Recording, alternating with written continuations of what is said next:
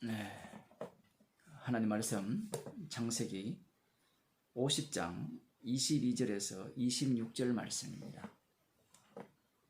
구약성경 81쪽 함께 읽도록 하겠습니다.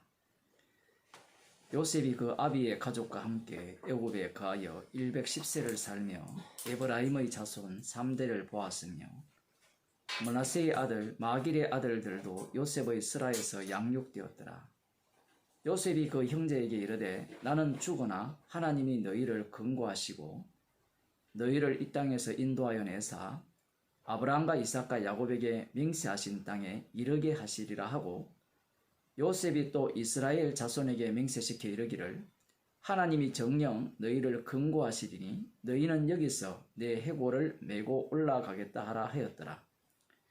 요셉이 110세의 죽음에 그들이 그의 몸에 향 재료를 넣고 애굽에서 입간하였더라. 아멘. 사람들은 이 땅에 살면서 자신이 주인공이 되고자 하죠. 그래서 이 땅에 살면서 자신의 이름을 남기려고 하고, 성도의 같은 경우에는 내가 성도이기 때문에 성도로서 이 땅에서 어떠한 족적을 남기는가, 거기에 관심을 갖게 됩니다. 그런데 오늘 이 요셉을 보게 되면 철저하게 야곱 언약에 지금 귀속되는 사실을 볼 수 있습니다. 그 내용이 요셉의 아들이 두 아들뿐이라는 것에 우리가 주목해야 됩니다. 므낫세와 에브라임이죠. 근데 여기에서는 지금 에브라임을 앞쪽에 세우고 므낫셋을 뒤에 세웠습니다. 그 야곱이 이 에브라임과 므낫세와 에브라임에게 축복할 때 손을 어긋맞게 하여서 축복을 하죠. 그 내용을 지금 그대로 이 본문에서 기록하고 있고, 그와 함께 분명히 너의 기업은 다른 아들이 차지할 것이라는 그 야곱의 말대로 지금 이 요셉에게는 아들이 없기 때문에 누구를 아들로 삼느냐라고 하면, 여기 보면 그 므낫세의 아들 마길의 아들들로 요셉의 스라에서 양육되었더라, 이렇게 표현을 하고 있거든요. 아마 이렇게 표현하는 이유가 우리가 볼 때는 뭐 별로 쓸데없는 기록 같지만 야곱 언약에 철저하게 기록되어 있다고 볼 수 있습니다. 누가? 요셉이.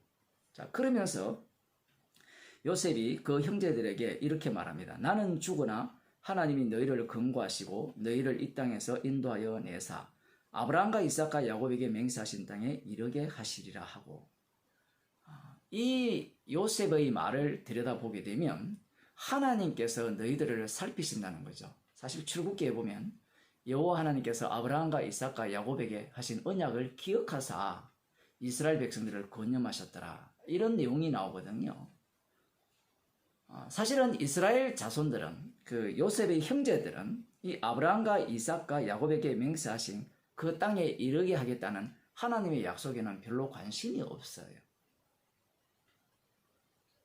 그래서 요셉이 미리 이야기하는 겁니다. 여기에 보면 하나님이 너희를 권고하시고, 하나님이 너희를 권고하신다, 이 한 부분 나오고, 뒤에 보면 하나님이 정녕 너희를 권고하신다, 두 번이나 반복되거든요. 그러니까 하나님이 직접 살펴서 그 약속을 이루어내신다라는 이 내용을 지금 요셉이 말하고 있는 겁니다. 그러면서 그 하나님께서 아브라함과 이삭과 야곱에게 맹세하신 땅에 이르게 하시리라. 너희들이 믿든 안 믿든 상관없다 얘기입니다. 사실은 믿든 안 믿든 정도가 아니라 그들을 어떤 인간으로 만들어서 약속의 땅으로 인도하시는가, 그 내막을 지금 요셉을 통해서 보여주고자 하는 겁니다.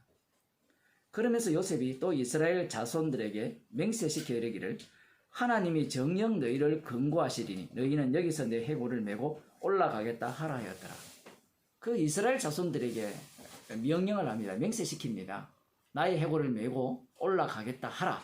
예, 알겠습니다. 순종하겠습니다.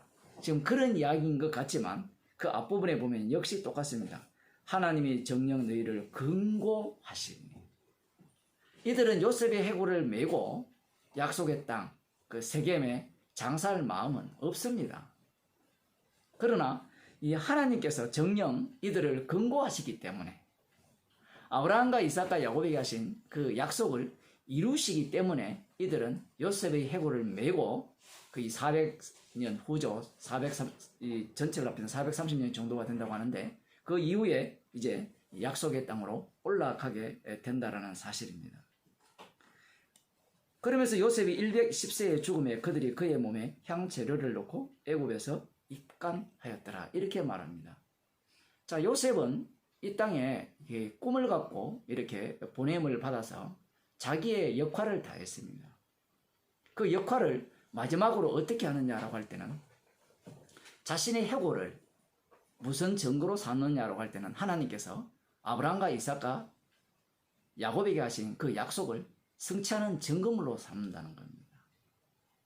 이건 어떤 의미냐라고 할 때는 이 겉으로 표면적으로 보게 되면 요셉이 하나님의 약속을 믿었고 이 약속대로 이 하나님께서 자신을 그 이스라엘 백성들을 약속의 땅에 인도하시기 때문에 너희들은 그 약속이 이루어질 때 나의 해골을 그 약속의 땅에 갖다 묻어라. 이런 식으로 우리가 이해될지 모르겠지만 요셉이 의도하는 바는 그건 아닙니다. 왜냐하면 지금까지 요셉이 살아온 바에 의하면 하나님이 주신 꿈이 그를 지배했죠. 꿈에 의해 농락당하는 요셉이었단 말입니다. 그러면 지금도 마찬가지죠. 꿈에 의해서 지금 요셉이 움직여지고 있다는 사실이에요. 자기가 주도권을 갖고 있지 않다는 사실입니다. 그러면 약속하신 분이 주도권을 갖고 그 약속을 이루어내시죠. 지금 그 내막을 여기에 담고 있는 겁니다. 그래서 이 이스라엘 자손들이 이후에 애굽에서 요셉의 해골을 메고 올라오잖아요. 약속 땅으로 올라올 때 그들은 그 해골을 메고 올라올 때 무슨 생각을 해야 되느냐 이 얘기입니다. 이 말씀을 기억하게 된다면 우리가 요셉이 우리에게 명하신 것들을 기억했고 여호와 하나님께서 아브라함과 이삭과 야곱에게 하신 그 약속을 우리가 기억하여서 이 요셉의 해골을 메고 올라온다? 그렇게 생각해야 될까요? 아니죠. 그들은 모세와 아론을 거부했습니다. 원하지 않았죠. 원하지 않았는데 어떻게 그들은 애굽에서 이렇게 구원을 받아서 이 약속의 땅으로 이끌림을 받느냐라고 할 때는 마치 해골이 스스로 움직여서 약속의 땅으로 올 수 있어요, 없어요? 요셉이 해골이 세겜에 가서 나 묻힐래 하면서 걸어갑니까? 뭐 캐리비안의 해적에 보면 뭐 해골들이 움직이지만 그렇지 않죠. 하나님께서 약속을 이루시는 방식은 이스라엘 전체를 해골로 만들어서 약속을 이루어내시는 거예요. 그러면 이스라엘 전체가 해골이라면 하나님의 약속이 어떻게 이루어지는가를 증거하는 그 증거물들로 온몸에 덕질해서 약속의 땅으로 이동하게 된다는 사실입니다. 누가복음 23장을 한번 보겠습니다. 누가복음 23장에 보면 그 39절부터 보게 되면 우리가 너무나도 잘 아는 두 강도가 나옵니다. 여기에 보면 달린 행악자 중 하나는 비방하여 가로되 네가 그리스도가 아니냐 너와 우리를 구원하라 하되 하나는 그 사람을 꾸짖어 가로되 네가 동일한 정죄를 받고서도 하나님을 두려워 아니하느냐 우리는 우리의 행한 일에 상당한 보응을 받는 것이니 이에 당연하거니와 이 사람의 행한 것은 옳지 않은 것이 없느니라 하고 가로되 예수여 당신의 나라에 임하실 때에 나를 생각하소서니 예수께서 이르시되 내가 진실로 네게 이르노니 오늘 네가 나와 함께 낙원에 있으리라 하시니라. 이 예수님 옆에 달린 두 강도는 십자가의 의미를 가장 명료하게 보여주는 두 인물입니다. 십자가에 달린 그분이 심판주가 되시거든요. 한쪽은 지옥 보내고 한쪽은 천국을 보냅니다. 그러면 지옥 가는 자의 특징이 뭐냐라고 할 때는 그 본성이 튀어나오죠. 여기에 보면 네가 그리스도가 아니냐 너와 우리를 구원하라 하되 이렇게 이야기합니다. 너와 우리를 구원하라. 그러니까 너는 구원하고 우리는 죽여라 이게 아니고 너도 구원하고 우리도 구원하라는 거예요. 이게 인간들이 생각하는 메시아 간이죠. 그 인간들이 갖고 있는 사고방식은 자기를 부인할 능력이 없습니다. 달리 말하면 자기는 살아야 되겠다는 거예요. 자기는 살아야 되겠으니 십자가의 피가 필요 없다라는 겁니다. 그런데 다른 한편에 달린 강도는 뭐라고 이야기합니까? 네가 동일한 정죄를 받고서도 하나님을 두려워 안 하느냐. 똑같이 이쪽 강도나 이쪽 강도나 동일한 정죄를 받았거든요. 그러니 누가 봐도 이들은 하나님의 저주를 받는 자다라고 생각해야 되는 겁니다. 그러나 이 한쪽 강도는 발악을 하죠. 네가 만일에 하나님의 아들이면 나도 구원하고 너도 구원하고 나도 구원해달라고. 다른 한 강도는 하는 말이 정죄를 받고서도 하나님을 두려워 아니하느냐. 우리는 우리의 행한 일에 상당한 보응을 받는 것이니 뭐 이렇다고 해서 하나님이 칭찬하는 것이 아니에요. 그 다음이 중요하죠. 이 사람이 행한 것은 옳지 않은 것이 없느니라. 도대체 이게 어디에서 나온 사고방식입니까? 이 사람이 박사예요? 신학 박사입니까? 예수님을 연구했습니까? 십자가에 달려서. 강도질하면서 예수님이 행하신 일과 말씀하신 내용들을 연구해서 야, 예수님이 하신 모든 일은 옳지 않은 것이 없다. 정말 하나님의 아들로서 행하신 일이다. 이렇게 분석해서 이런 결과가 나왔습니까? 아니죠. 그것은 십자가 지신 분이 이 강도에게 성령을 주셔서 그렇습니다. 사람으로 말미암지 않았어요. 왜 이 사람이 이러한 말을 하느냐? 당신의 예수여 당신의 나라에 임하실 때 나를 생각하소서. 이 사람의 모습이야말로 아까 첫 번째 강도 같은 경우는 지옥 갈 자, 심판주 대신 예수님이 지옥 보낼 자의 가장 명확한 샘플이고, 이 사람 같은 경우에는 천국 보낼 자의 가장 명확한 샘플이 돼요. 둘 다 질로 따져보면 차이가 하나도 없습니다. 그러면 차이점이 어디 있느냐라고 할 때는 한쪽은 죄인이고요. 한쪽은 자기는 살아야 된다라는 의인의 입장에 있다라는 사실입니다. 십자가의 정의는 바로 이 강도처럼 강도가 되어야 되죠. 죄인이 되어야 됩니다.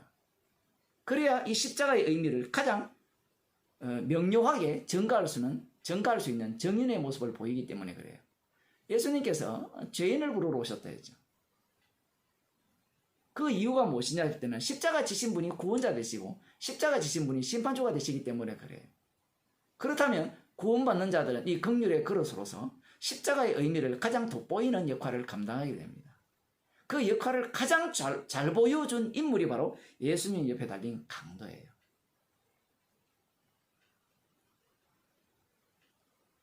여러분은 강도처럼 이렇게 살고 싶습니까? 어떤 사람은 그런 이야기를 해요. 죽을 때 예수 믿고 이렇게 강도처럼 천국 가면 얼마나 좋으냐. 그건 지 생각이고요. 지금 죽을 때까지 강도짓을 했어요. 그런데 예수님을 만났어요. 예수님을 만났을 때 이 사람은 어떤 역할을 부여받았냐라고 할 때는